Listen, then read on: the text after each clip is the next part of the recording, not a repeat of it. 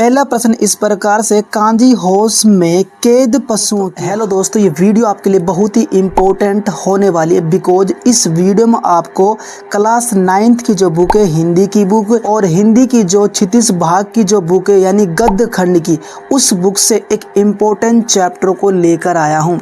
और यह चैप्टर जो है फर्स्ट चैप्टर, जिसका नाम है दो बेलों की कथा। क्या है इस चैप्टर का नाम?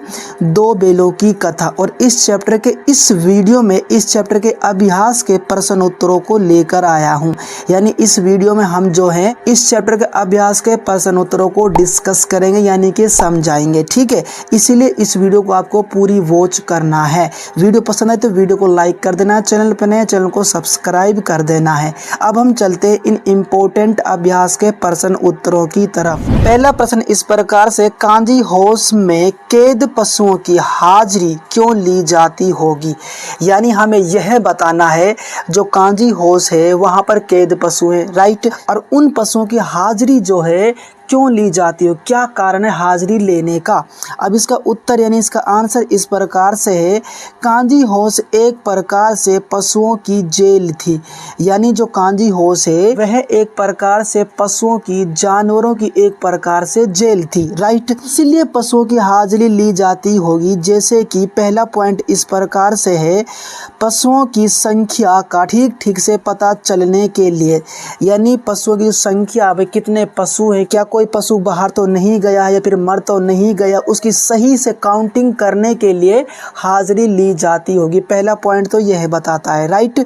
उसके बाद सेकंड पॉइंट इस प्रकार से है, पशुओं की सेहत की जानकारी रखने के लिए। यानी जो पशुओं की जो सेहत की जानकारी रखने के लिए भी जो है हाजिरी ली जाती होगी। यानी पशु मर तो नहीं गया है, जिंदा है, मर गया तो किस प्रकार, कौन सी बीमारी है, ठीक है, इसी के आधार पर जो है हाजिरी ली जाती होगी, राइट।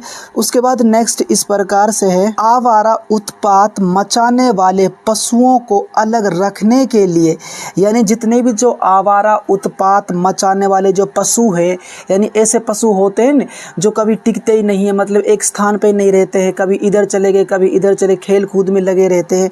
तो ऐसे पशुओं को अलग रखने के लिए भी जो है हाजिरी ली जाती होगी, राइट। उसके बाद नेक्स्ट है, किसी पशु को कोई चुरा कर न ले जाए। यानी कहने का मतलब ये है, यानी कांजी हाउस है वहां से किसी पशु को कोई चुरा कर न ले जाए, इसीलिए भी हाजिरी ली जाती होगी। तो ये 3-4 पॉइंट है, ये आपको याद रखने हैं, ठीक है। आपके बोर्ड एग्जाम के पेपर में यह क्वेश्चन जरूर देखने को मिल सकता है। उसके बाद चलते हैं नेक्स्ट क्वेश्चन की तरफ। नेक्स्ट प्रश्न इस प्रकार से है, छोटी बच्ची को बेलों के प्रति प्रेम क्यों उमड़ आया? यानी छोटी बच्ची जो है बेलों के प्रति प्रेम यानी प्यार जो है कैसे उमड़ आया, ठीक है।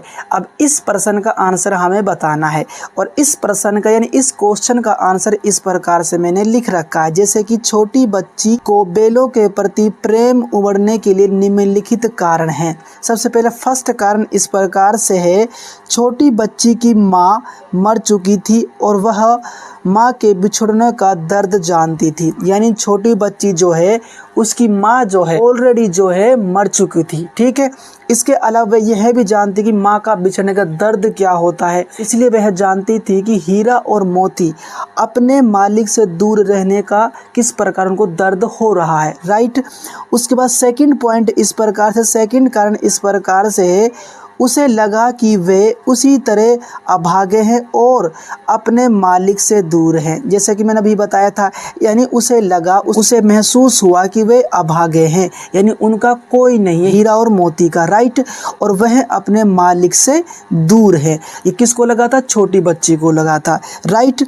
उसके बाद नेक्स्ट इस प्रकार से, छोटी बच्ची को उसकी सौतेली माँ सताती थी। यानी छोटी बच्ची की जो सौतेली जो माँ जो थी वो उसको बहुत सताती थी। किसको? छोटी बच्ची को। इसीलिए वो दर्द जानती थी, किस प्रकार से दर्द होता है माँ का बिछड़ने का, इसके अलावा मालिक का बिछड़ने का, ठीक है ना। तो सारी चीज़ों को उसको पता था। किसको पता था?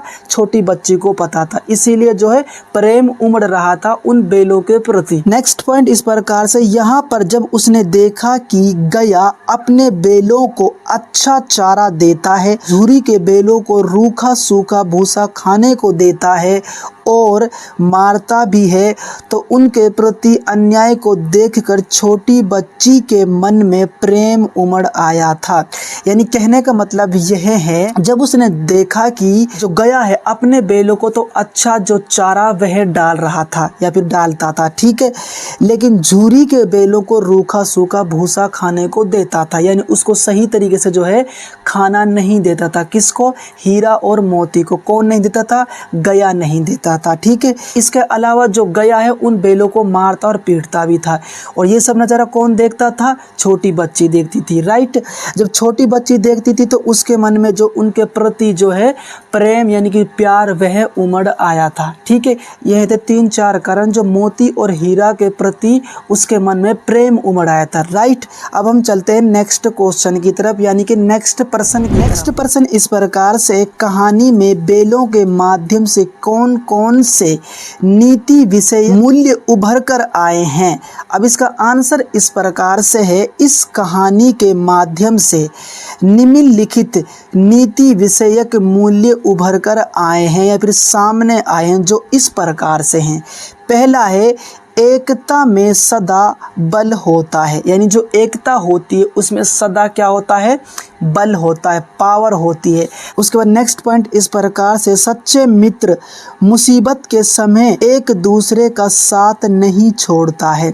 यानी जो सच्चा मित्र जो होता है, सच्चा दोस्त जो होता है, वो कभी भी जो है मुसीबत के समय में, अगर किसी प्रकार से 2 दोस्त हैं और एक दोस्त को मुसीबत आ जाती है किसी प्रकार से, कोई भी प्रकार की आ सकती है, राइट, तो ऐसे में क्या होगा, दूसरा दोस्त जो होगा वो उसकी हेल्प करेगा, उसका साथ कभी नहीं छोड़ेगा, जैसे कि हीरा और मोती नहीं छोड़ते थे। तो एक इम्पोर्टेंट मूल्य तो यही उभर के आ जाता है कि सच्चे मित्र जो है मुसीबत के समय एक दूसरे का साथ नहीं छोड़ता है, राइट। उसके बाद नेक्स्ट इस प्रकार से, समाज के सुखी संपन्न लोगों को भी आज़ादी की लड़ाई में योगदान देना चाहिए। यानी कहने का मतलब यह है, समाज में जितने भी सुखी संपन्न लोग हैं, यानी बहुत लोग ऐसे होते हैं जो सुखी होते हैं, अमीर होते हैं। अब लेखक यहाँ पर यह कहना चाहते, इस चैप्टर के थ्रू ये संदेश निकलता है, यह मूल्य सामने आता है कि जो सुखी और संपन्न जो लोग होते हैं उनको भी जो है आज़ादी के लिए या फिर आज़ादी की लड़ाई के लिए लड़ना चाहिए, राइट। उसके बाद नेक्स्ट है, आज़ादी बहुत बड़ा मूल्य है, इसे पाने के लिए मनुष्य को बड़े से बड़ा कष्ट उठाने को तैयार रहना चाहिए। यानी जो आज़ादी है, इस आज़ादी को प्राप्त करने के लिए मनुष्य जो होता है, मानव जो होता है, व्यक्ति जो होता है, इंसान जो होता है, उसको बड़े से बड़ा कष्ट जो है वह उठाना चाहिए, उसके लिए तैयार होना चाहिए आज़ादी को पाने के लिए, राइट। अब यहाँ पर इस प्रश्न का आंसर मैंने क्लियर कर दिया है, राइट। उसके बाद चलते हैं नेक्स्ट क्वेश्चन की तरफ। फिर नेक्स्ट प्रश्न इस प्रकार से, किन घटनाओं से पता चलता है कि हीरा और मोती में गहरी दोस्ती थी। यानी ऐसे कौन सी घटनाएं हैं जिससे हमें यह पता चलता है भाई हीरा और मोती में गहरी दोस्ती है, अच्छी मित्रता है, ठीक है। उन घटनाओं को हमें पता करना है। उत्तर यानी आंसर इस प्रकार से, 2 बैलों की कथा नामक पाठ में अनेक घटनाएं हैं जिनसे पता चलता है कि हीरा और मोती में गहरी दोस्ती थी। यानी इस पाठ में 2 बैलों की कथा में इसमें बहुत सारी ऐसी घटनाएं घटी हैं जिससे हमें यह पता चलता है हीरा और मोती में गहरी दोस्ती थी। जो इस प्रकार से, जैसे कि पहला पॉइंट इस प्रकार से है, दोनों बैल हल या गाड़ी में जोत दिए जाते और गर्दन हिला हिला कर चलते। उस समय हर एक की चेष्टा होती कि ज्यादा से ज्यादा बोझ मेरी गर्दन पर रहे। जब दोनों बैलों को हल या गाड़ी में उसको जोतने के लिए उनका प्रयोग करते थे, उनका यूज करते थे, तो ऐसे में क्या करते थे, वह गर्दन हिला हिला कर चलते थे दोनों बैल, ठीक है। और उस समय हर वक्त उनकी एक चेष्टा यह होती थी, ज्यादा से ज्यादा जो बोझ है, सामान है, मेरी गर्दन पर रहे। जैसे कि हीरा है, हीरा ये सोचता था मोती के ऊपर जो है ज्यादा से ज्यादा सामान नहीं रखे बल्कि मेरे ऊपर रखे। मोती यह सोचता था कि हीरा के ऊपर जो सामान है या फिर किसी प्रकार का कोई कार्य करना है उसके ऊपर मत करे, मेरे ऊपर करे। मतलब दोनों में ये चेष्टा उत्पन्न होती थी कि ज्यादा से ज्यादा बोझ जो है मेरी गर्दन पर रहे। सेकंड पॉइंट है, सेकंड घटना इस प्रकार से, जब हीरा को इत्यादि के मारा तो मोती ने विद्रोह कर दिया और हल जुआ आदि को लेकर भाग गया, उन्हें तोड़ डाला और कहा यदि वह तुम पर हाथ उठाएगा तो मैं उसे गिरा दूंगा। यानी कहने का तात्पर्य यह है, यानी जब हीरा को इत्यादि मारा था तो मोती ने विद्रोह कर दिया था, और विद्रोह इस प्रकार कर दिया था जो हल होता उसको लेकर भाग गया था, उन्हें तोड़ भी डाला था और कहा यदि तुम पर हाथ उठाएगा तो मैं उसे गिरा दूंगा। यानी मोती ने हीरे से कहा था कि अगर किसी प्रकार से तुम पर वो अब आगे से नेक्स्ट टाइम से हाथ उठाएगा तो मैं उसको गिरा दूंगा। कहने का मतलब मैं उसको मार दूंगा। ठीक है, तो इससे भी यह पता चलता उसमें कितनी गहरी दोस्ती थी इन दोनों बेलों में, हीरा और मोती में। राइट। नेक्स्ट पॉइंट इस प्रकार से है, मटर खाते समय मोती के पकड़े जाने पर हीरा भी वापस आ गया और दोनों ही कांजी होश में बंदी बनाए गए। यानी इसका कहने का तात्पर्य यह है, जब वो दोनों हीरा और मोती मटर के खेत में मटर खा रहे थे, राइट, ऐसे में क्या होता है, मोती को वहां पर पकड़ लिया जाता है।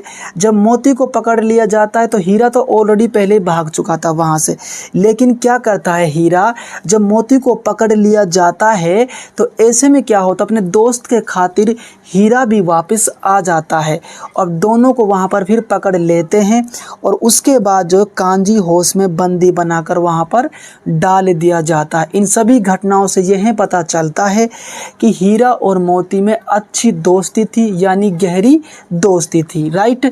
अब हम चलते हैं नेक्स्ट क्वेश्चन की तरफ। नेक्स्ट प्रश्न इस प्रकार से, लेकिन औरत जात पर सींग चलाना मना है, यह भूल जाते हो। हीरे के इस कथन के माध्यम से स्त्री के प्रति प्रेमचंद के दृष्टिकोण को स्पष्ट कीजिए। यानी अब इस प्रश्न का हमें आंसर देना, यानी इसका उत्तर देना, जो इस प्रकार से है। मोती को यह देखकर कि गया की छोटी सी बच्ची को गया की पत्नी खूब मारती है और वह तंग करती है, वह गया की पत्नी को उठाकर पटकने की बात कहता है और यह सुनकर हीरा उपरोक्त शब्द में कहता है।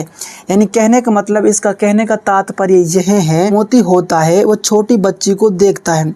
छोटी बच्ची किस प्रकार देखता है, जो उसकी सौतेली जो माँ है वो उसको मारती है। राइट। जब उसको मारती है तो ऐसे में क्या होता है, मोती को एक प्रकार से क्रोध आता है, गुस्सा आता है और वो यह कहता है कि मैं गया की पत्नी को उठाकर पटक दूंगा। ठीक है। हीरा उसको समझाता है कि जो महिलाएं होती है, स्त्री जो होती है, उस पर हमें सींग नहीं चलाना चाहिए।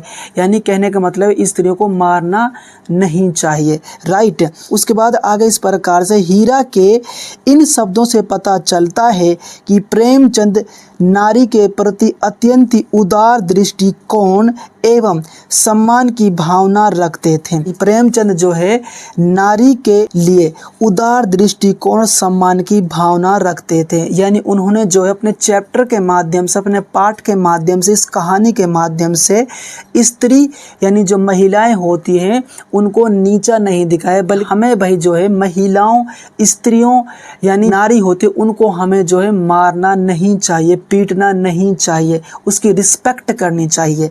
राइट।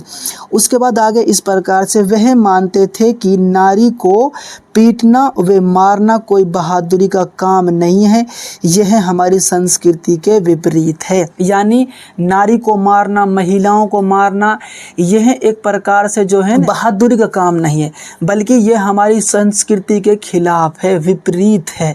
राइट। तो यह है इस प्रश्न का आंसर। आई होप ये वीडियो आपको पसंद आई होगी। वीडियो पसंद आई तो वीडियो को लाइक कर देना, चैनल पर नए हैं चैनल को सब्सक्राइब कर देना। एक बात, मैंने इस चैप्टर की MCQs टाइप की क्वेश्चन की वीडियो ऑलरेडी बना रखी है। वीडियो के नीचे डिस्क्रिप्शन में लिंक मिल जाएगा, वहां पर जाकर आप चेकआउट कर सकते हो। अब हम मिलते हैं एक और इम्पोर्टेंट वीडियो के साथ, तब तक के लिए गुड बाय। आपका दिन शुभ हो। जय हिंद।